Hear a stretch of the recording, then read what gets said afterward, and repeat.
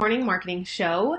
We have a good one today. We are going to dive into doing the research before you start creating all of these amazing marketing plans. Now, I've had a lot of clients before where I ask them questions like, where are your ideal clients spending their time? What are they purchasing the most from you? Are you getting a lot of traffic? Are you having problems or trouble with conversions? Maybe instead of you have enough people, but they're not buying enough things. Is that your problem? And a lot of people have a general idea of what they think that their problems are, but they're not actually digging in and doing the work, looking at the hard data, having the hard conversations, and really understanding where it is they're starting and where it is they want to get to and all of the pieces in between. And that really is what's going to drive your efforts moving forward and get the best results, really, because we don't want to just get in our car, start driving, driving on these random roads, random highways, taking turns where we don't know if they're the right turns,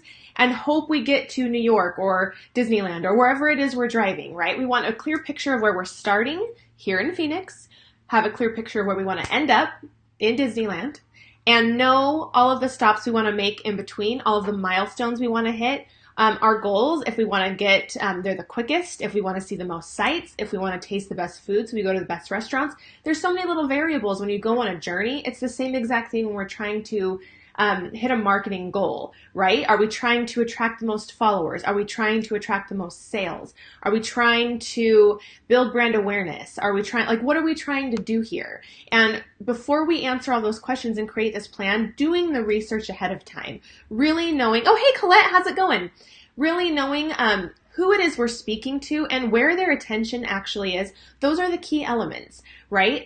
When people try to decide, okay, first of all, what platform should I be on? Second of all, what do I need to talk about on those platforms? And what is the type of content that people are going to really start paying attention to?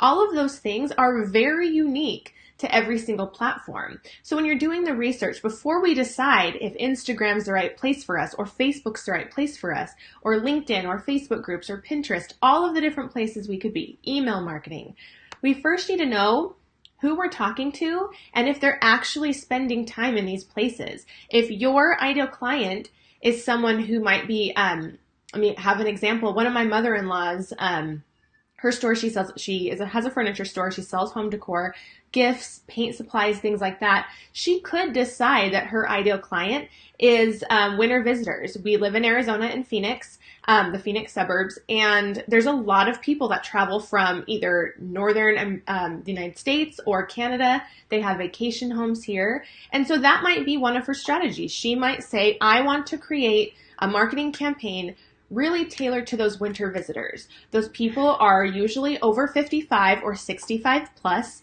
They have stopped working. They're retired. They don't have a lot of maybe excess income to spend. So they're looking for really good deals. So we want to make sure we're creating content that's really specific to what they are looking for. Hey, Latricia. And we don't want to be places they're not.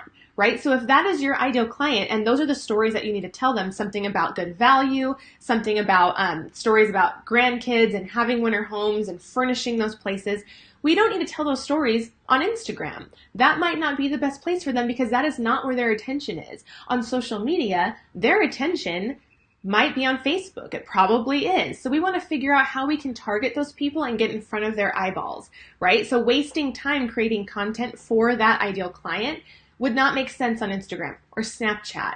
Maybe not even emails. Maybe these people are not the type of people that pay attention to emails.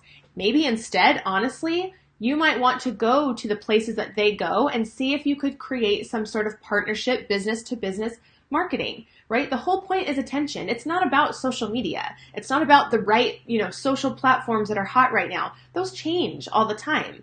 Different places might make the most sense. I had an awesome conversation, Mary, if you're watching this, over the last weekend when I was in Seattle. I met with a whole bunch of people in this network marketing company. And I had this really amazing conversation with this woman named Mary. And she lives in San Diego, and she has one of her passions is fishing. She has her own boat. She goes fishing like commercially. And she sells this product that has nothing to do with fishing on the side.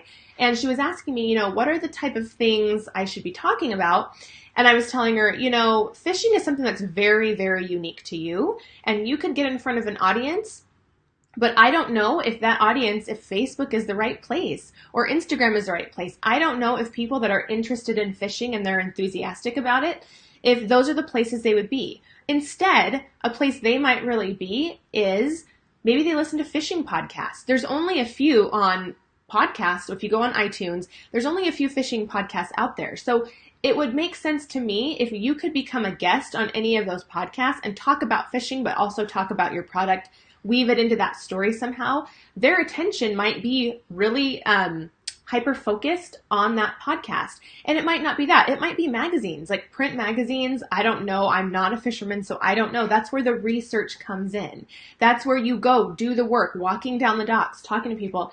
Hey, do you ever, are you on Facebook? If you're not, where do you pay attention online? Or not online? Maybe you're absolutely not online at all. Maybe where you do pay attention is you go to this local bar where all the fishermen go. You could talk to that guy and see if you could do some sort of partnership with the owner of that bar or restaurant or tackle shop or, what's that place? Bass Pro Shop.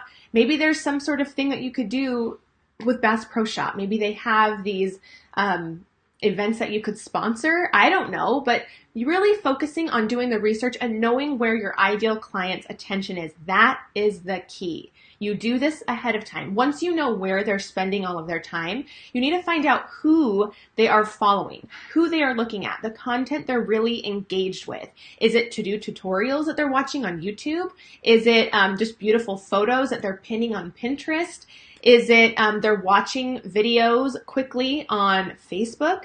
Really find out and get down and dirty in what they're actually looking at, what they're actually spending their time consuming. Because then you just have to repeat that, right? That's all you have to do is you don't have to reinvent the wheel and create something new and ridiculous. You have to just see what works for other people.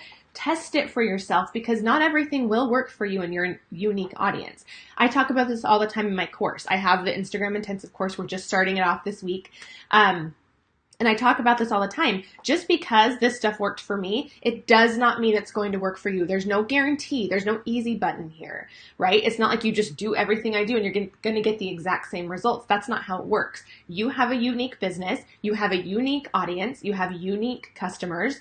And you have to see and test different things to make sure they work for them. But what would make sense is if you talk to those ideal clients ahead of time, find out what they actually want to see from you, and create that. It just makes more sense that way. So doing the research, there's a lot of ways you can do this. People get really stuck and hung up on okay, but how? Number one, you can actually just go out and start those conversations. Take someone to lunch, ask them for coffee, ask them to do a Zoom call with you, ask them to do a Facebook video chat. Before I ever knew how to use Zoom, which scared the death out of me, I would just be like, hey, can you jump on a Facebook video chat? Because I didn't know how to use Zoom, right? I was like, I don't know, it makes me nervous. So I just did what was intuitive to me. You can get on a FaceTime call and talk to them. You can send an email if you want, but the more face-to-face interaction, the better, right? It gives people more trust in you, and I feel like it gives you more authentic answers also. So the more face-to-face, either sit down with them over coffee, talk to them over a Zoom if you can. You can send an email with just questions. You can create surveys in SurveyMonkey. If you have a Facebook group, you can create polls in your group. There's a lot of different things you can do. You can DM people on Instagram. You can private message them on Facebook. There's so many ways to get in touch with these people, but you have to do it. You have to be the one to reach out and ask them for these things. Keep touching base. Give them feedback about, the answers that they gave you, and really take it to heart and do something with that information, right? It's not enough to just have these calls and then never revisit that information and do something with it. If you hear from them that they love watching these 2-minute cooking videos on Facebook all the time, and you can say, I can put together some 2-minute videos based on what I sell. Maybe I'm in the health and wellness department or industry, and I can create these short little breakfast videos and incorporate my products in these videos. Do that then. Don't just have these conversations and let it do nothing. Have it be a point. We're doing research and development ahead of time before we start creating our content. So we're not just posting all these common quotes that we see all the time where everyone now just skims through them because it's like, okay, we've seen a million quotes. Start figuring out what is actually actionable and are going to make people do what you want them to do. Hey, Kendra, how's it going? I'm so glad you're here. You can actually rewatch this if you're just popping in because I had a example of Mary from Innovative Nutrition. So really just doing the work ahead of time, guys. For sure, we don't want to waste time. That's what we don't want to do. Social media is a time suck anyway. Right? It's already taking up so much of our time. Let's make the time that we do spend here really effective and really doing what we want it to do to build our businesses instead of just wasting time and putting out stuff that's going to clog people's feeds and have them just scroll through. Ask people what they want to see ahead of time. If you also want to go a step further, there's something called Facebook Insight Analytics. You can look at your past on your Facebook page, your business page. If you click on the Insights button, you can look and see what people are really engaging with the most of the content that you're already sharing. So if you're testing things out like graphics or photos of you or videos or live broadcasts or audio clips, whatever it is, you can try all these different things and see what people are engaging with the most and do more of that. Also, if you ever have run a Facebook ad, there's actually Facebook Audience Insights that you can do the research and really hack in. You're going to have to Google it. You're going to have to figure out where it is, how it is, because I'm not super comfortable with it right now to give you the directions, but there's free training out there all the time. Just go to YouTube and say, how do I use Facebook Audience Insights? And you can do the research like a sneaky sleuth ahead of time and get those insights. But I really do encourage having those authentic one-on-one conversations to really find out what people want to see from you the most. Let me see if there's any questions. Yes, rewatch the beginning. I'm doing awesome, Kendra. Thank you so much for asking. Hope you guys are doing awesome as well in your company. And Audrey's here. How's it going? All these awesome, innovative people. I like that I'm seeing your little icons come up. It's great because it can actually differentiate yourself from my normal audience, which is great.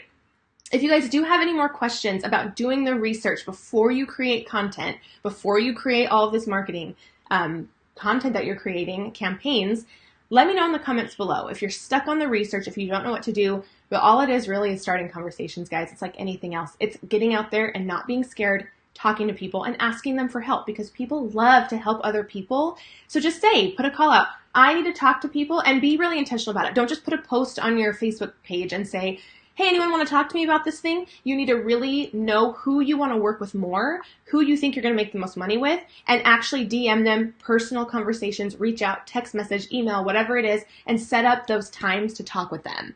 For sure. Hey, Marley, how's it going? So again, leave those comments below if you guys have any questions, and I'd be happy to answer. Hey, Dee, how's it going? I'm so glad that you're here. I will talk to you guys next Monday for the Monday Morning Marketing Show. And we have a lot of fun things coming up this week on my Facebook page, so stay tuned for those. There's going to be a workshop on Wednesday. That's going to be a sneak peek, but I'll put an event notice on my page if you guys want to sign up for that. Talk to you guys later.